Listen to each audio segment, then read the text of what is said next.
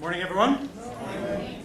So, for the past few weeks, we've been doing a series called Broken. So we've been thinking about those occasions in life in which the events of life break you and you find yourself in a situation where you're forced to pick up the pieces. And of course, the terrifying thing about picking up the pieces is you're not really sure if you're going to be able to pick up enough of them to make something out of it. When your life breaks and you find yourself scrambling around trying to salvage something, trying to put yourself back together, it crosses your mind that maybe this is it for you. Maybe you're beaten. Maybe this time, older as you are now, you're not going to get up. Maybe all the king's horses and all the king's men are not going to put this particular Humpty Dumpty back together again. This morning, I want to talk with you about the importance of resilience. Now, for some of you, I'm sure, this talk will have an immediate relevancy because right now, no doubt, some of you are in the middle of taking on damage. Relationships, finance, business, career, and almost every day at the moment you're wondering if you're going to cope and what you're going to do. You look at the pieces and you're not sure if you can keep going. For others of you, I'm sure, this talk does not have an immediate relevancy because right now in your life everything's going good, and that's great. But listen anyway. Store it away at the back of your head because one day you will need it. According to the Harvard Review, in the marketplace, resilience is one of the new skills that's required of workers because surprise these days is the new normal. And when we talk about resilience, what we're talking about is an ability to bounce back. Bounce back, that is, from those setbacks and disappointments that might otherwise hold you back. So this is going to be one of those John Rambo type of teachings, you know. It's not how hard you can hit, but how hard you can get hit and keep going. There's something inspirational and comforting about people who can hack it. People who can go through stuff bloodied but unbowed. And this matters, I think, because we all have people in our lives who need us to be inspirational and comforting. For our work this morning, we're going to look at a well-known story in the Gospels in which both Jesus and a woman do something that neither of them should do. Now that sounds salacious, but it isn't. I say that just to give you a heads up that this is going to be a story where doing what people think you shouldn't do is sometimes necessary. And that's important because when you're going through stuff, sometimes you find yourself in a social situation where everyone's an expert on your opinion, on your situation, and none of that matters. All that matters when you go through stuff is that you survive, you make it, and you do whatever it is you need to do, even if people disapprove. The story itself is found in the Gospel according to St. Mark, chapter 5 and verse 21, where we read that Jesus crossed over by boat to the other side of the lake. And then we're told, additionally, that waiting for him there was a large crowd. So, in this sentence, the biographer is telling us that even before Jesus sets foot on the beach, there's a large crowd of people waiting there for him. And they're there for a reason. In all likelihood, these events are taking place in a town called Capernaum. And at this stage in Jesus' career, he has somewhat of a reputation within Capernaum as being a miracle worker. If Mark is to be believed, and in all historical probability he should be, almost everyone in this small town knows somebody whose life has been dramatically helped in some way by either the teachings or the activities of Jesus. So if you live in this small village in the ancient world and a miracle worker shows up in town, what sort of people do you think are going to rush down to the beach to wait there expectantly for him? Right. People who need some help. People who find themselves at a place in life where they're picking up the pieces, where they're trying to get by, when everything is going badly. This explains why in verse 22 we're told that one of these synagogue rulers named Jairus came there. Seeing Jesus, he fell at his feet, and he said, "My little daughter is dying. Please come and lay your hands on her so that she will be healed and live." Now, to understand the nuances of this story, you have to first of all understand that this man would have been one of the most important men in his village. The story says that he was the Rosh HaKnesset, the head of the local Jewish gathering. And to get to that place in life, he would have had to have been very successful in business. He would have had to have been very well liked within his community, very well admired, very respected in his town. And in that culture, men like this are very aware of their own importance, very aware of how much their life works, and very aware of why their life works. It works because they've been diligent, they've been hardworking, they've been successful, they've ticked all the boxes that they are required to tick. So this man hitherto has been doing very, very well in life. And yet, as many of you have discovered, tragedy is no respecter of persons. And when it strikes, it doesn't matter how great everything else has hitherto been. It doesn't matter how educated this person is. It doesn't matter how successful he's been in business. It doesn't matter how respected he is in his community. It doesn't matter what boxes he's ticked in life. Tragedy is struck. And now everything's falling apart. Notice the pathos of the sentence. It doesn't just say, "My daughter is dying." It has to put in the word "little" for effect. My little daughter is dying. And now nothing matters, nothing else.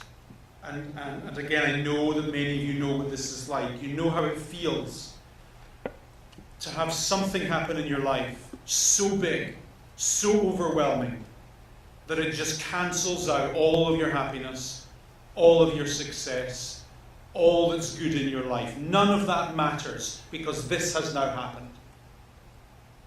None of that is worth anything because this has now happened. It's the only thing that matters. So he says, "Jesus, come and help me." And Jesus goes with this worried father, I imagine to his considerable relief. However, with not a moment to spare, Jesus is then forced to spare a moment. And then we're introduced to this inappropriate woman. We're told that this woman was there, and then we're told additionally that she had been subject to bleeding for 12 years. So this woman is just one of many people in the crowd that day who has a problem. And I want to mention that very carefully because I think it's important to remind ourselves that just because other people have problems doesn't mean your problem isn't important. But you know what I mean? We say this, don't we? Oh, other people have problems. Other people are going through worse stuff. Well, yes, that may be true. It probably is true. But it doesn't change the fact that you've still got a problem. It doesn't alter the fact that your problem is still important. And that matters, I think, because when we talk about being resilient in life, what we're not talking about is ignoring our own problems. On the contrary, resilient people tend to be very proactive. It doesn't matter how big the problem is or how crippling the trauma happens to be. Resilient people always know that their situation can be improved if they work at it, if they do something. And this woman choosing that day to be on this beach is her version of doing something. She knows that the other people in the crowd have got their problems too. She knows, for example, that a person in that crowd, far more important than she is, with a far greater problem than she has, I mean, his little girl is dying, that's a bigger problem than hers. But it doesn't change the fact that for her, she still has a problem. And she still wants to do something about it. You'll notice that her particular problem has to do with what Mark obliquely calls bleeding. That, I'm sure, is prudish, ancient talk for some kind of menstrual difficulty. And as is often the case in life, this woman would have found that a problem over here in this part of her life wasn't restricted to this part of her life. It spilled over into all sorts of other parts of her life as well. You've noticed this, I know. You have a problem with your marriage over here. You have a problem with your finances over here. You have a problem with your boss over here. But this one problem over here spills over into all of your other relationships, all of your other moods, all of your other emotions also. This woman would have found that the very specific problem of her bleeding would have created difficulties in almost every area of her life. She would have been socially ostracized within her community. For example, how would it be if we, on Sunday morning, were a bit more choosy about who we let into church? Now, I know we're not choosy at all, so that's a good thing. People who don't fit into church elsewhere really fit in well here. But how would it be if we weren't like that? We had some people at the door to assess the quality of the people who came in Sunday by Sunday. Let's say those guys were let's say we had a couple of Italian guys at the door. I know what's funny about that. I think Italian guys are good at being intimidating. So let's say they asked a couple leading questions, like, hey, how you doing? Welcome to church. Read your Bible this week? Uh-huh. Good for you. Have a lollipop. Think any naughty thoughts? Speak any naughty words? You swear at all? And how about we use that information to make a decision about the moral suitability of who we hung out with and who we were friends with? This was the society in which Jesus lived and worked. They were obsessed with the principle of clean and unclean. The people who were clean were the people who could positively answer the moral and the religious questions. Yes, I prayed this week. Yes, I was careful not to sin. Yes, I was really diligent about reading the Bible and minding my moral P's and Q's. Of course I was. And the unclean people, who were the people who couldn't answer those questions positively. The people who would say, you know what, my life was a mess this week, and I said things I shouldn't have said, did things I shouldn't have done. So this is Jesus' world. This is the world of this woman. Very sharp lines were drawn between who is in and who is out, who is clean and who is unclean. Now, according to the Torah, the Bible that this woman reads, the Bible that Jesus grew up with, her with her menstrual difficulty would have been regarded as unclean. For example, there's a really horrible line in the Torah. If you're a religious person, I hope you don't mind me calling a line in the Torah horrible. It's written in the Bronze Age. Of course, there's unpalatable things written in it. That line says this. It says, when a woman has a discharge of blood for many days at a time, other than her monthly period, or has a discharge that continues beyond her period, she will be unclean. Any bed that she lies on while she has her discharge will be. Anything she sits on will be. Anything she touches, whoever she touches, will be unclean. You get the picture. This woman has a very awkward physical problem, the effects of which are not physical. She is socially ostracized from her community, both in terms of friendship and religion. She may not attend the synagogue. She may not attend social functions. She may not go out in public. She is a recluse, an outcast, which in her case makes her resilience all the more admirable. One of the things that helps you bounce back in life is having friends. You go through stuff and you can talk to them. You can draw strength from them. And the more friends you have, and the better those friends are, the more resilient you'll find yourself being able to be. This woman, I'm sure, has none of that. She lives on her own with herself. Then we're told additionally that she suffered a great deal under the care of many doctors. Now, if you have a problem and that problem is as protracted as this woman's is, you'll go and see any and every specialist who claims to be able to help you, and rightly so.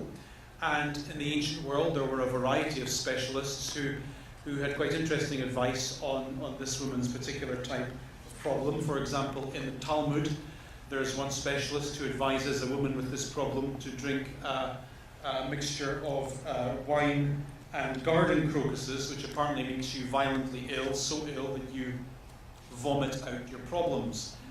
Vomiting apparently is good for you in the Talmud, and so that was advised. Another specialist, again in the Talmud, said that a woman with this problem should eat onions from Persia. And if that doesn't do the trick, it will make your breath smell so bad that no one will get close enough to you to notice that you've got a problem. Other people advise shock therapy. So a woman with this therapy would have been plunged into really cold water or really hot water. And so I think you understand what this text means when it says this woman has suffered a great deal under the care of many doctors. And you further understand, I'm sure, what the text means when it says that in this suffering she spent all that she had. All of this therapy was expensive. Fancy ingredients from fancy locations. All costs money. So over a 12-year period, she's exhausted all her wealth. And then we're told lamentably that instead of getting better, she finds herself getting worse. So she's desperate. And when you're desperate, you'll try anything, which is good.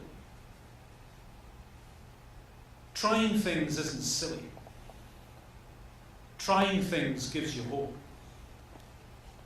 And hope takes your mind out of the past and the present and pushes you to think about the future. So although on the one hand it's a bit of a shame that she's seen every crank under the sun for the past 12 years, and it's a shame that she spent all her money trying to get better, it's good nonetheless that she remains hopeful. It's good that she keeps trying. And now, having tried everything else, she's going to try Jesus. This is good.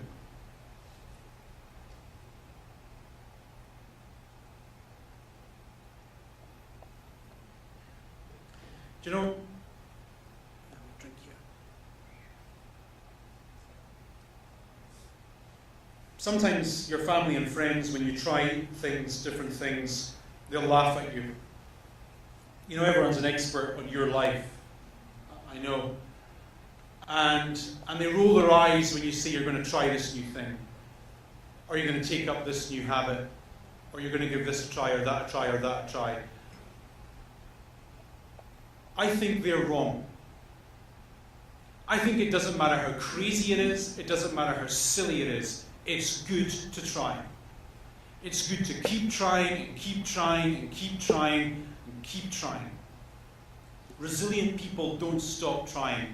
They don't give themselves up to the notion that there is no hope and that it's all over. They keep trying, keep themselves open to the future.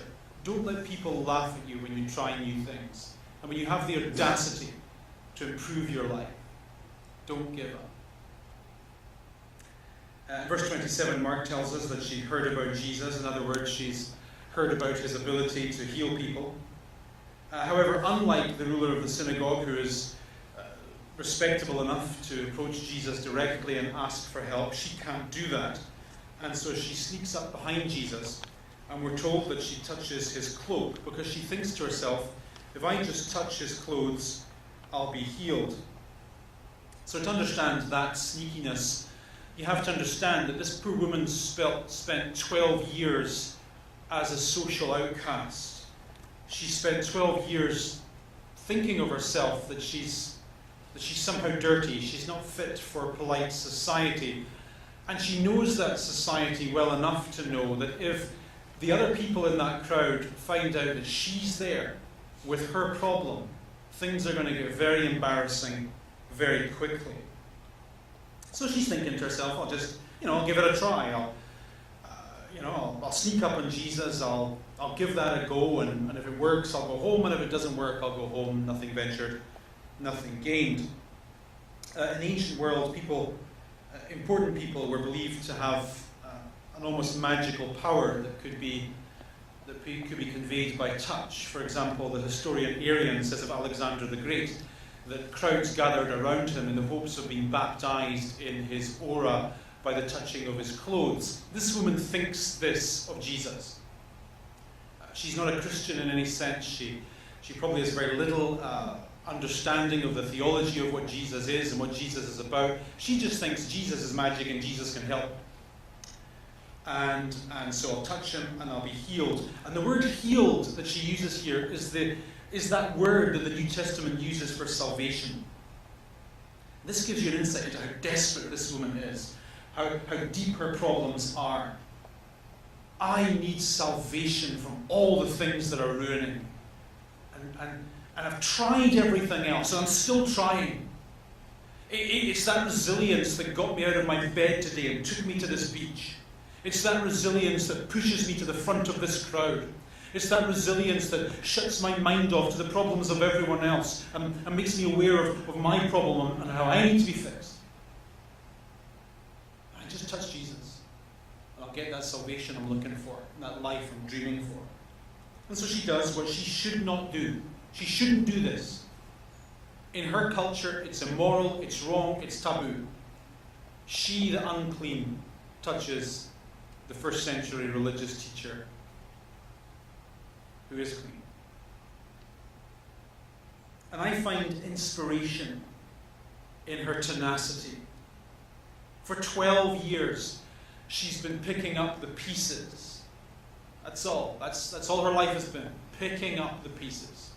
No friends, no money, no future. For 12 years, she has been in a struggle. And I think there is value in the struggle. It seems like a curious thing to say in our culture. But there's value in struggle.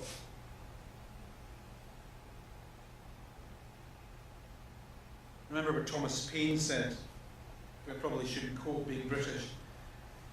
He said, the harder the conflict, the more glorious the triumph. What we obtain too cheap, we esteem too lightly. I love the man that can smile in trouble, that can gather strength from distress and grow. We don't think like that in our culture anymore. We think that the more in control we are of our life, the better off we are. And we forget that we can't be in control. We don't control an awful lot of what happens in us and to us. And we think that when it all goes wrong and when the sky turns dark, it's a sign that we should feel sorry for ourselves. So I like this girl. I like her very much. She's got character. She keeps going for 12 years. She doesn't care what all those other people think of her, and why should she? It's her life. She doesn't care about how hard the previous 12 years have been, and why should she? That's not going to help her, is it? She doesn't care about how undignified she looks picking up the pieces. And in fairness, there's no way to pick up the pieces of a broken life and maintain your dignity. She just gets on with it. All she cares about is struggling on and struggling on and trying and trying and trying, doing whatever she can do to get things better, to make things happier. And it sounds horrible. It sounds like a half-life. But I think it's noble. I think it's necessary. I think it's lovely. I think it's a story worth telling. Today on the beach with all these people, I will not give up.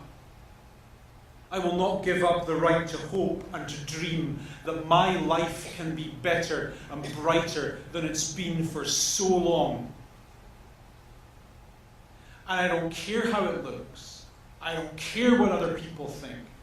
I don't care that their problems are ahead of mine in the queue. I want what I want. I need what I need. And so I'm pushing myself to the front and I'm looking for salvation.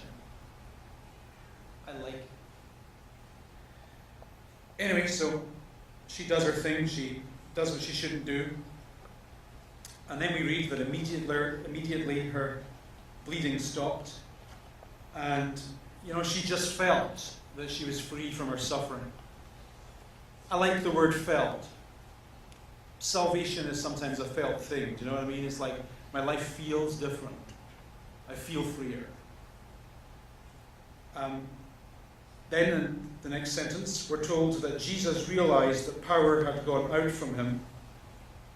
He turned around in the crowd and asked, "Who touched my clothes?" Now, considering the woman's social stigma, Jesus' response here is remarkable.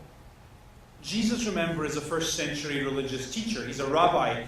He epitomizes the distinction that exists within his society between clean and unclean. And therefore, when a woman like this touches him, it's just awkward. He shouldn't talk about it. At best, he shouldn't talk about it. At worst, he should reprimand her for doing what she did. But Jesus persists. He wants to know who just touched me. Something just happened. Who was it? He doesn't get the answer he's looking for, and then we're told that Jesus kept looking to see who'd done it. The word kept, I think, is significant. The woman went to Jesus because she wants a something. She wants a healing. Jesus keeps looking because he wants a someone. He wants to know who this is. And in so doing, he demonstrates again in the Gospels that his work isn't about dispatching miracles or about giving teaching. It's about people. Perhaps especially people who are unclean. People who find themselves because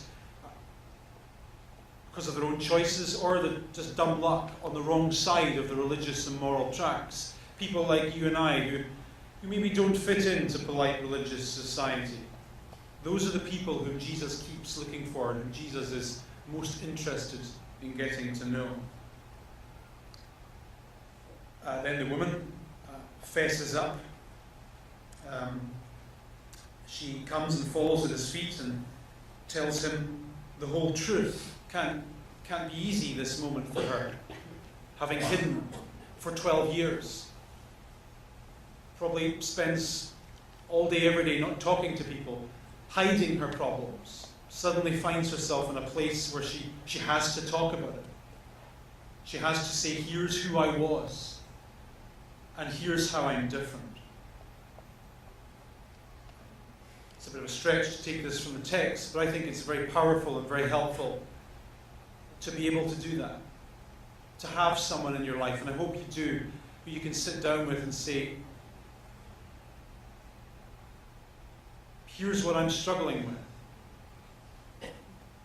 Here's my issue.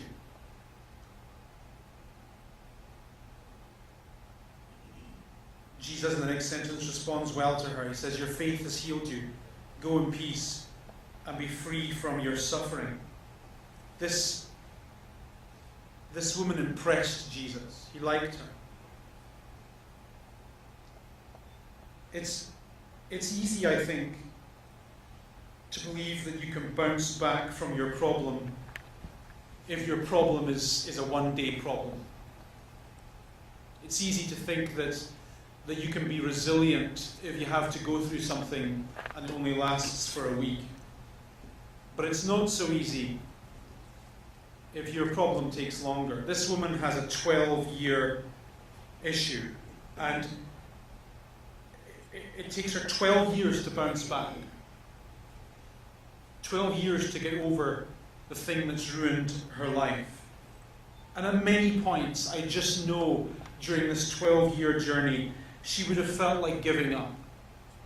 She would have found herself on the ground, picking up the pieces of her damaged life, and would have thought to herself, there just isn't enough pieces here to make something out of this. There isn't enough to be getting on with. I'm done. This time I'm not getting up. And I think that's why her story matters. And I think that's why Jesus is so impressed with her.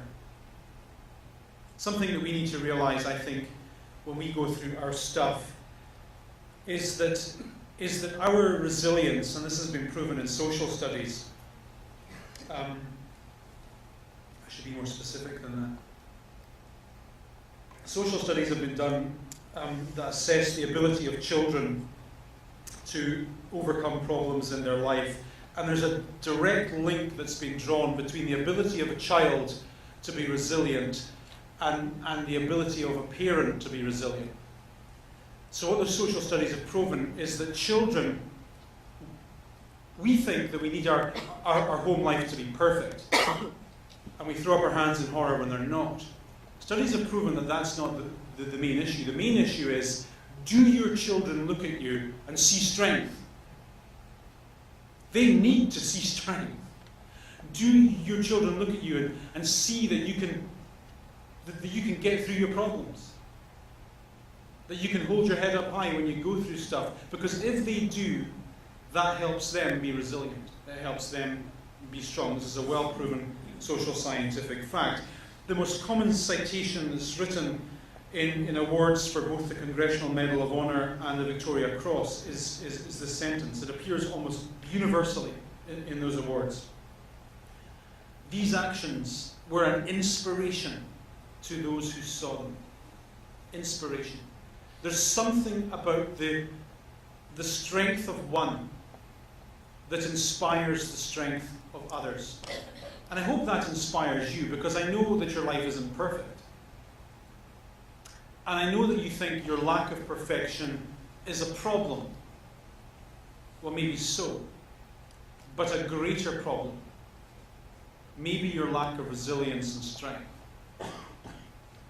A greater problem, maybe that tendency of yours to give up before it's time and quit too early and to let slip on the importance of hope.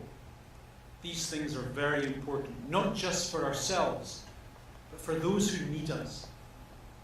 When you go through stuff, people are watching you go through it. And it matters that they see you go through it well.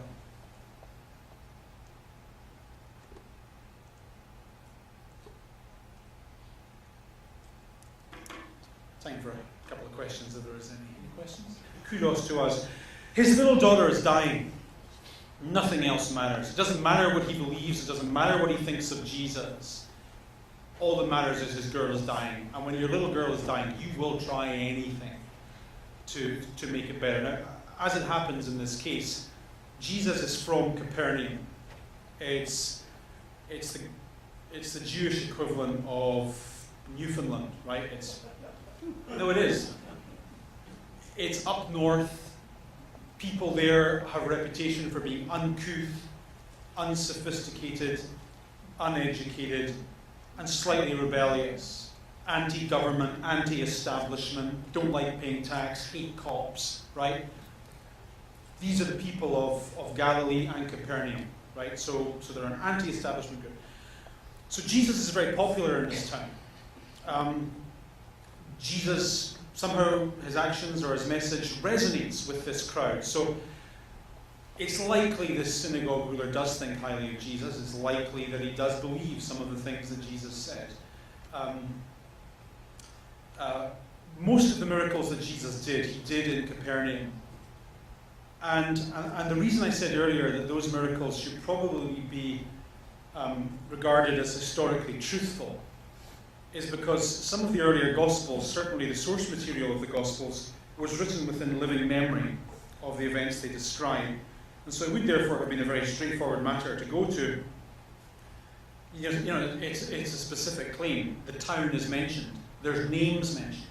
So it would have been quite easy to go and check up on this story and discredit it, as people in the first century were very interested in doing. Christianity had its enemies. None of that seems to have happened. So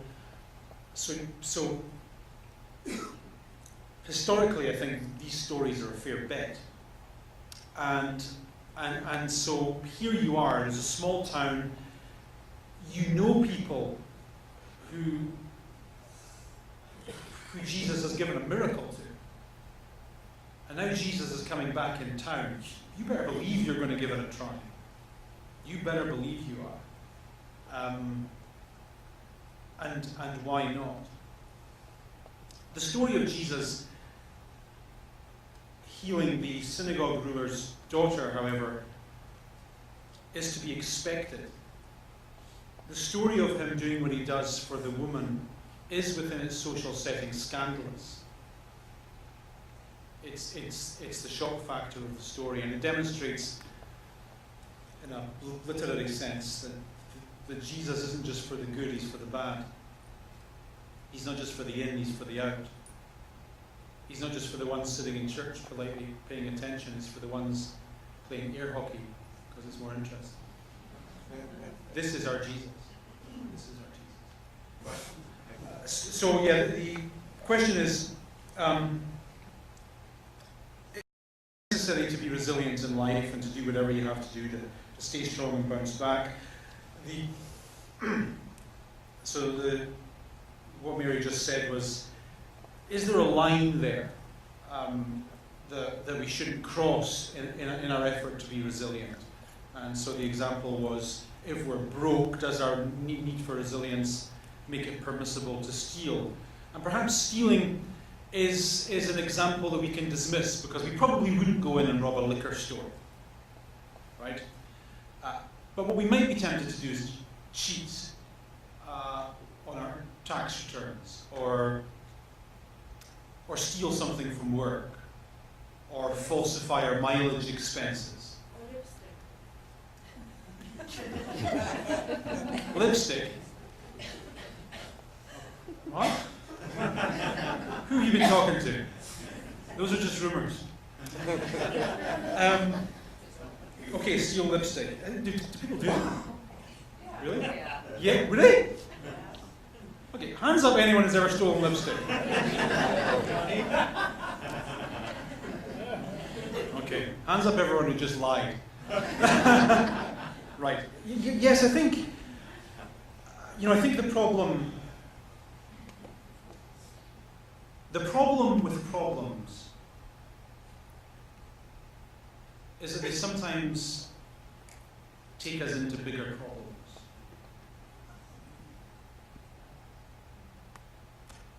Relationships, obvious example. How many people do we all know who go out of one bad relationship and immediately try and fix that problem of unhappiness and loneliness by bouncing straight into another relationship? It doesn't work. How many people do we know who struggle with finances, who think, perhaps I can fix this problem by spending my week's wages on lottery tickets? How many people do we know who try and fix the problem of unhappiness and loneliness with a bottle of Johnny Walker? This is what we need to be aware of in resilience. Good decisions make us stronger and so on, but we need to be careful that we don't try and fix our problems with bigger problems. It's a good question. Our Father in heaven, as we search for salvation in our finances, salvation in our relationships, salvation in the lives of our children, salvation in our health, we confess that along the way in our searching, we find another kind of salvation. Salvation that touches us deep and that is felt in some mysterious part of our souls. We find peace and forgiveness.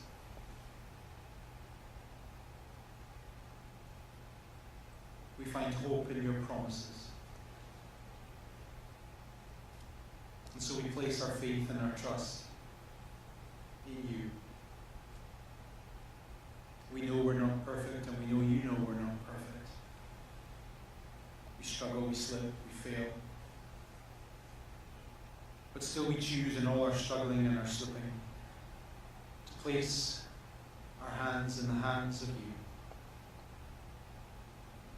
So with confidence, with peace, with safety and security, we put one step in front of another this week, and we keep going, and we press on to claim the prize eventually that you've called us heavenwards for. We pray you this prayer and give you our thanks for this day together. In Christ's name.